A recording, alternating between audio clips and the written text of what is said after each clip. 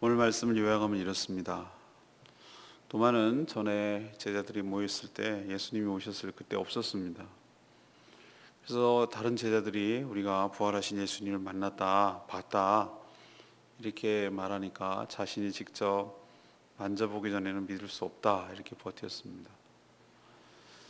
8일 일주일이 지났죠. 다시 예수님이 제자들에게 오셨을 때 그때는 도마도 있었습니다. 그래서 예수님은 도마에게 손을 내밀어서 자신의 손과 옆구리를 만져보라고 그렇게 하셨습니다.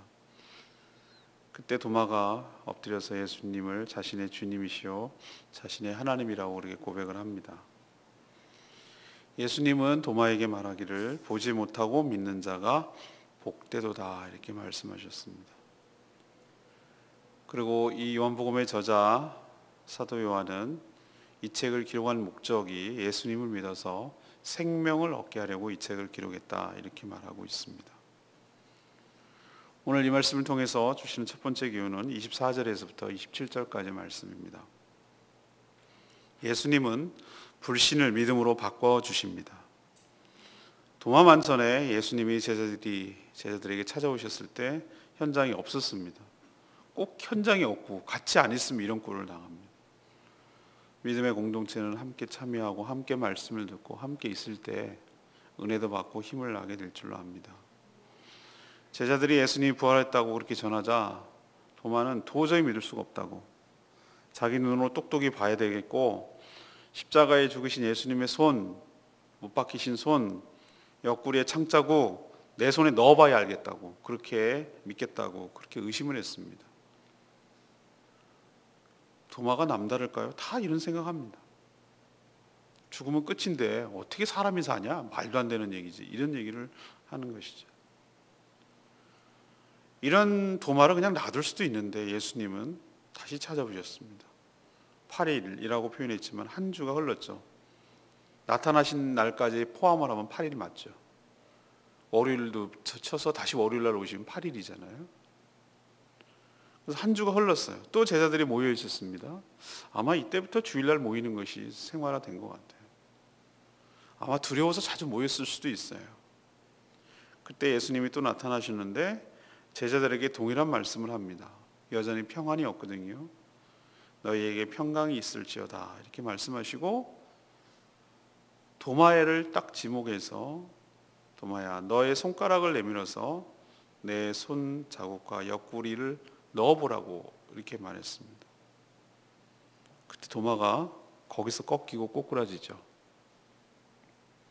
도마가 실제로 예수님의 손에 난 못자국과 창자국을 만졌다는 기록은 없어요. 저는 왜 도마가 이렇게 꺾였을까? 부활하신 예수님을 봤기 때문일까?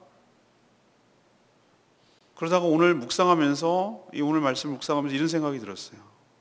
도마가 주님 앞에서 딱 꺾인 것은 예수님이 자신이 의심하고 있다는 사실을 소상하게 이미 다 알고 계시다는 것을 알았기 때문에 그래요. 자기가 제자들하고 있을 때 난 못 믿겠다. 내가 넣어봐야 믿겠다라고 한 것을 현장에는 눈에는 안 보였지만 이미 다 알고 계신다는 거예요. 그 사실에 압도를 당하는 거예요. 우리도 우리 눈에 안 보이지만 주님께서 우리의 언행, 말과 행동을 다 알고 계실 줄로 믿습니다. 그렇기 때문에 제자들에게 딱 찾아왔을 때 둘러가지 않고 도마야 라고 말한 이유는 도마가 의심을 하고 있다는 것을 잘 알기 때문에 딱 얘기를 하시는 거예요. 실제 대부분의 사람들은 도마 같은 입장이에요. 회의주의자는 아니에요. 오히려 봐야 믿겠다는 실증주의자에 가까워요. 이런 사람들이 과학을 신봉하고 실험을 신봉하고 이런 사람들이 그래요. 데이터를 신봉하고 실험을 해야 되고 검증이 돼야 되고 이런 걸 좋아하는 사람들이 있어요. 그러나 예수 그리스도께서는 그런 자들을 책망하지 않으세요. 오히려 친히 찾아오셔서 그의 이름을 부르고 그의 의심을 충분히 이해하면서 자신을 보이시면서 불신을 믿음으로 바꿔주시는 분인 줄로 믿습니다. 오히려 이런 사람들이 예수 그리스도를 인격적으로 만나고 살아계신 예수님을 만났으면 더 확신에 차서 더 복음을 열심히 전파하는 사람으로 바뀌게 될 줄로 믿습니다. 오늘 우리에게 주시는 첫 번째 교훈은 이겁니다. 주님께서 우리의 모든 마음과 우리의 생각과 우리의 말과 행동을 다 알고 계신 줄로 믿습니다. 그런 연약함을 아시고 친히 찾아오셔서 자신을 보이시고 우리의 불신을 우리의 믿음으로 바꿔주셔서 확신에 차도록, 확신에 거하도록 우리를 인도하시는 분인 줄로 믿습니다. 두 번째 얘기는 28절에서 29절 말씀이에요. 예수님을 보지 못하고 믿는 자들이 복이 있을 줄로 믿습니다. 예수님이 도마에게 자신의 손과 옆구리를 보여주면서 넣어봐라. 손가락을 직접 넣어봐라. 우리가 짐작할 수 있죠. 예수님 분명히 몸은 있어요. 근데 그 흔적이 남아있지. 그리고 하시는 중요한 말씀이 있어요. 도마에게. 믿음 없는 자가 되지 말고 믿는 자가 되라. 이렇게 말씀하셨어요. 보고 믿는 것을 믿음이라고 하지 않죠? 보고 믿는 것을 사실 확인이라고 그래요. 믿음이라고 하지 않아요. 여러분이 잘 아는 대로 히브리서 11장 1절 믿음은 바라는 것들의 실상이고 보지 못하는 것들의 증거인 줄로 믿습니다. 보고 믿는 것을 믿음이라고 하지 않죠? 그렇죠? 안 보고 일어나지도 않고 미래의 일이고 보지 않고 그것을 믿는 것을 믿음이라고 하잖아요. 믿음이 없으면 하나님을 기쁘시게 하지 못할 줄로 압니다. 이 세상은 모두 믿음으로 돌아가요. 믿음이 없으면 비행기 못 타요. 이게 떨어질지 의심하면 어떻게 타겠습니까? 믿음이 없으면 음식을 못 먹어요. 이 사람이 여기다 뭘 넣는지 어떻게 알겠어요? 이 세상의 모든 것들은 믿음이 없이는 아무것도 이루어질 수가 없어요. 끊임없이 의심하고 끊임없이 하면 정신병 걸려요. 노이로제 걸려서 정신병에 걸려요. 이렇게 우리는 살면서 믿음으로 살아가는데도 불구하고 구원을 얻는 것, 이 결정적인 믿음은 안 가지려고 해요. 예수님이 다시 살아나신 줄로 믿습니다. 허튼 말이 아니라 수없는 분명한 객관적인 사실과 증거가 있어요. 근데 단순히 자기 생각, 그것도 일종의 믿음이죠. 어떤 믿음? 어떻게 죽은 사람이 다시 살아나냐라는 자신의 확고한 믿음 속에 갇혀서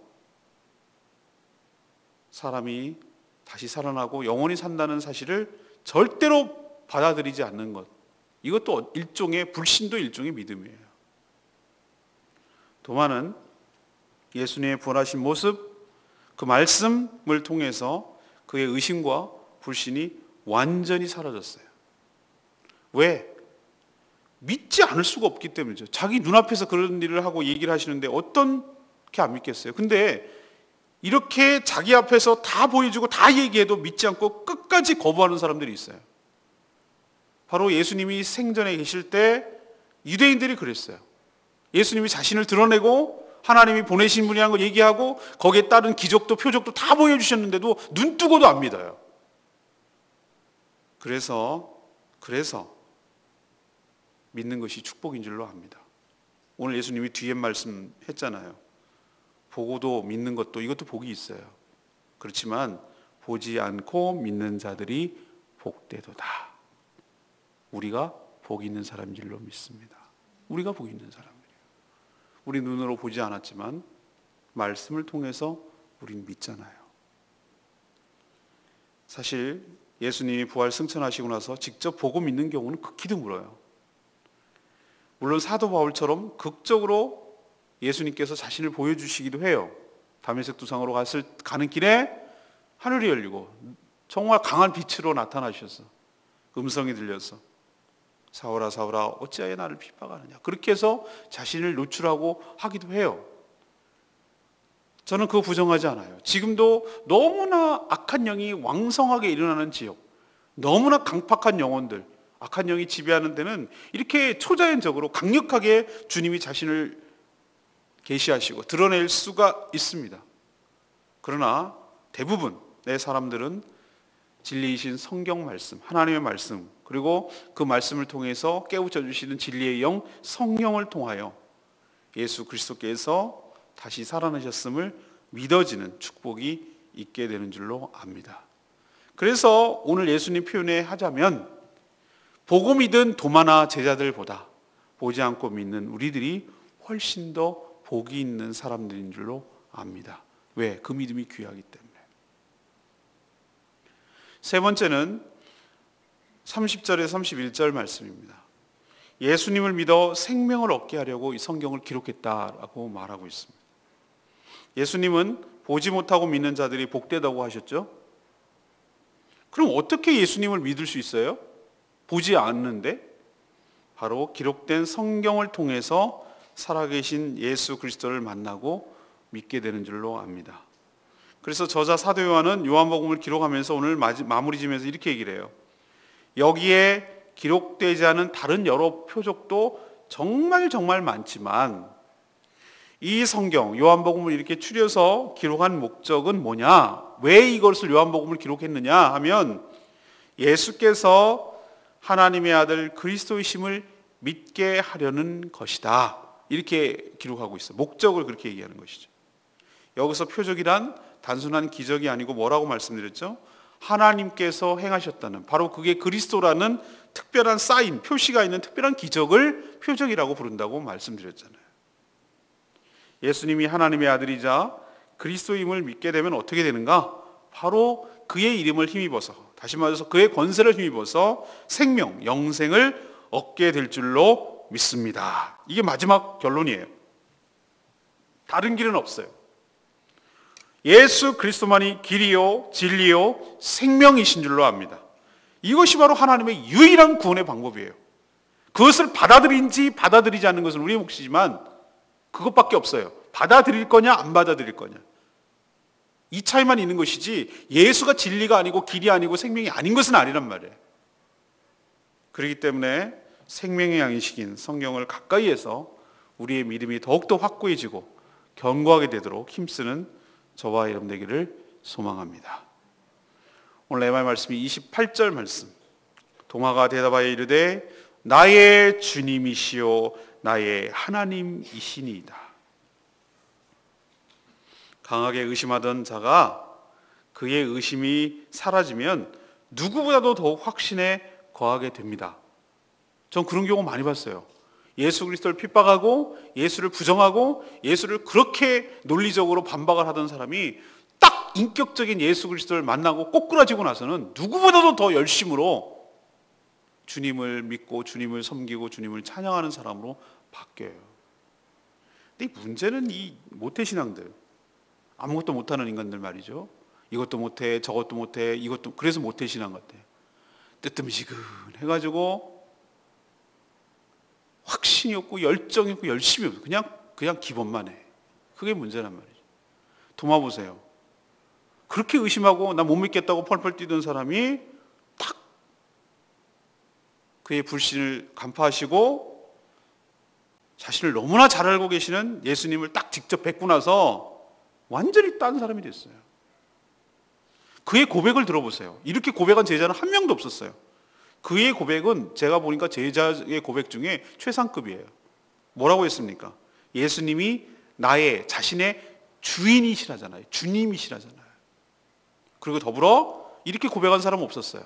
나의 하나님이시니이다. 이렇게 고백한 제자 있었어요? 한 명도 없었어요. 부활하신 주님, 이분이 나의 주인님이시라고, 랍비, 나의 선생님, 스승이 아니라 나의 주인님이라는 거예요. 그 부활하신 예수님을 딱 만나는 순간 도마가 완전히 꺾였다니까요. 그리고 하나님이래요. 예수 그리스도 알아본 거예요. 놀랍지 않습니까? 우리는 요한복음 1장 1절에서 그것을 깨닫게 됐잖아요. 근데 그때 바로 당시에 깨닫게 한 도마가 전 놀랍다니까요. 태초에 말씀이 계십니다. 말씀 주셨죠? 말씀이 하나님과 함께 계셨습니다. 그 말씀은 하나님이십니다. 여기서 우리가 알 수 있죠? 3단 논법에. 그러면 그 말씀이 곧 누구라는 거예요? 하나님이라는 얘기잖아요. 말씀이 누구입니까? 말씀이 육신이 되어 우리 가운데 거하심에 하나님의 영광, 진리와 영광이 가득하다고 그랬잖아요. 그 예수 그리스도시잖아요. 그렇다면 우리는 알 수 있어요. 그 말씀이고 누구시에요? 하나님이에요. 우리는 나중에 그것을 충분히 겪고 나서 하는데, 도마는 딱 부활하신 주님을 딱 만나는 순간 당신은 하나님이십니다 라고 고백할 수 있는 그의 영안과 통찰과 믿음이 전 놀랍게 생각해요. 이렇게 반전이 일어나는 거예요. 도마가 최초였어요. 부활하신 예수 그리스도를 새롭게 알고 믿고 있는 것을 우리는 발견할 수 있습니다. 우리도 예수 그리스도가 바로 하나님의 영광이자 곧 우리의 하나님이신 줄로 믿습니다. 그분이 우리에게 나타나셨어요. 하나님이 사람이 되셔서 이 땅에 오신 거예요. 그렇게 얘기했잖아요. 왜 나를 본 자는 하나님을 보았거늘 어째 자꾸 보여달라고 하느냐, 이 어리석은 인간아, 이렇게 얘기를 하잖아요, 제자들에게. 예수님이 곧 하나님이니까 이 인간들은 그것도 모르고 하나님을 보여달라고 한다. 오늘 세 가지 말씀드렸습니다. 예수님은 우리의 불신을 아십니다.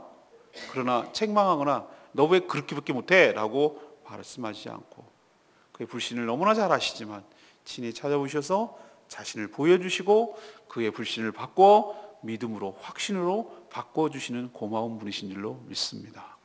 이런 과정이 없으면 우리는 여전히 의심 가운데 살고 아무것도 못하는 자가 될 거예요. 두 번째는 뭡니까?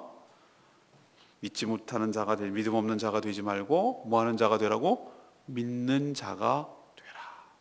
그리고 또 유명한 말씀, 보지 못하고 믿는 자들이 복되도다. 이 말씀이 여러분 삶 가운데도 있게 되기를 바랍니다. 보지 않고 믿는 자들이 훨씬 복된 거예요. 그게 복이에요. 믿음 없는 자가 되지 말고 믿는 자가 되라.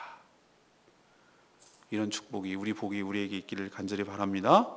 그 다음에 사도 요한이 뭐라고 썼습니까? 왜 성경을 기록했다고 그랬죠? 예수가 그리스도인 것을 믿어서 생명을 얻게 하려고 이 성경을 기록했다라고 말합니다. 그렇다면 분명해요. 우리는 어떻게 생명을 얻습니까? 어떻게 예수를 믿습니까? 성경을 통해서. 아까 예수님 말씀하셨죠? 보지 않고 믿는 자들이 복되도다 하셨죠? 그럼 어떻게 믿을 건데요? 왜 그 뒤에 이 말이 나올까요? 분명히 하잖아요. 그럼 보지 않고 어떻게 믿을 수가 있겠어요? 진리이신 예수가 그리스도인 것을 알게 하려고 이 성경을 썼고, 이 성경을 통해서 우리가 생명, 영생을 얻게 될 줄로 믿습니다. 그렇기 때문에 열심히 말씀을 묵상하고 그 주님을 알아가는데, 말씀을 통해서 주님을 알아가는데 힘쓰는 저와 여러분 되기를 소망합니다. 그리고 우리가 도마의 고백처럼 그런 고백이 나오기를 원합니다. 고백이 나올 뿐만 아니라 실제로 그렇게 되기를 원합니다. 주님은 예수 그리스도는 나의 주인이시오, 예수 그리스도는 나의 하나님이십니다 라고 고백할 뿐만 아니라 실제로 그렇게 살아가는 저와 여러분 되기를 소망합니다. 오늘 말씀 붙들고 기도하기 전에 우리 아까 불렀던 388장 1절만 부르겠습니다.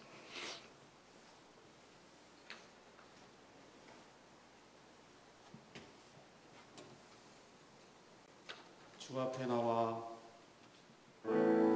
내 삶을 드리네, 마음은 열고 내 삶을 드리네. 주를 봅니다. 끝없는 사랑 날 회복시키네.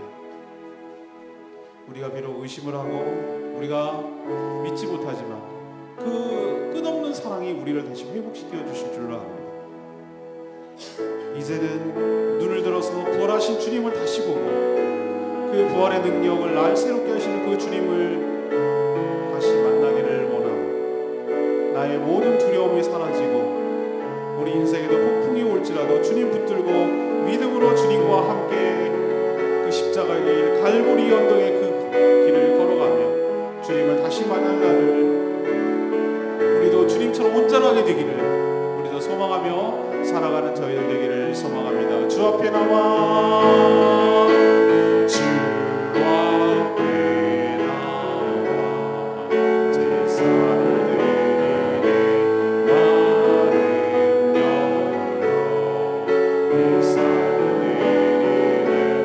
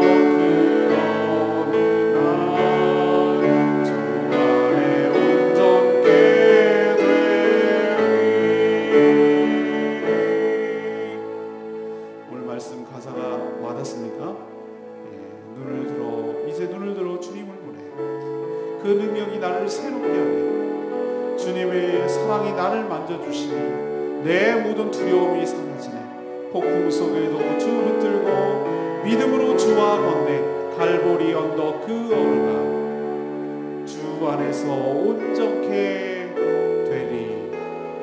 우리도 그렇게 될 줄로 믿습니다. 그렇게 되게 해 주시옵소서. 믿음 없는 자가 되지 않고 믿음 있는 자가 되지 않고 보지 못하고 믿는 복 있는 자가 되게 하여 주시옵소서. 다 같이 동성으로 주여 외치며 믿음으로 나가겠습니다. 주여